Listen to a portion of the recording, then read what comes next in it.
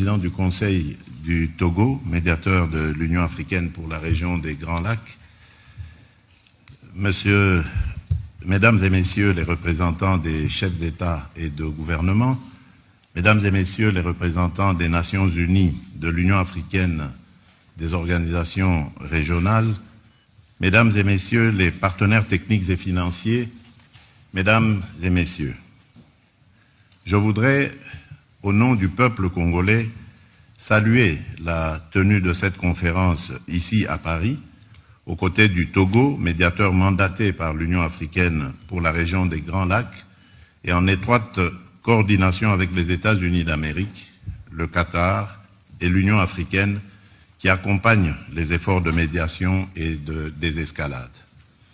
Votre présence est un acte politique, mais aussi et surtout un acte moral. Elle signifie que la souffrance humaine qui ravage l'Est de la République démocratique du Congo n'est pas ignorée. Elle signifie que la paix et la dignité des peuples des Grands Lacs engagent la communauté internationale tout entière. Car si nous sommes réunis aujourd'hui, c'est d'abord pour répondre à une triple urgence. L'urgence humanitaire, l'urgence sécuritaire et plus encore l'urgence de la paix. Mais notre responsabilité va au-delà de la gestion de l'immédiat. Il s'agit de jeter les bases d'une stabilité durable fondée sur 3 piliers indissociables. La protection des populations civiles, la recherche d'une paix juste et l'intégration économique régionale comme moteur d'une prospérité partagée, à la condition, bien sûr, qu'elle s'exerce dans un environnement apaisé, sans heurts et sans affrontements.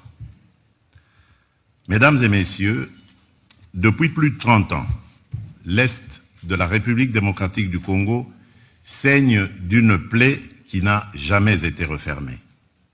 Ce n'est pas une crise passagère, c'est une tragédie qui a déplacé des millions de femmes, d'hommes et d'enfants, détruit des vies, brisé des familles, affaibli le tissu social et compromis l'avenir de toute une génération.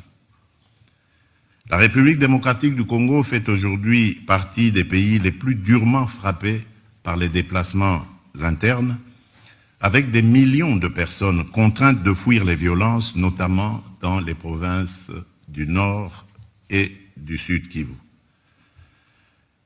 Cette situation dramatique est aggravée par la dégradation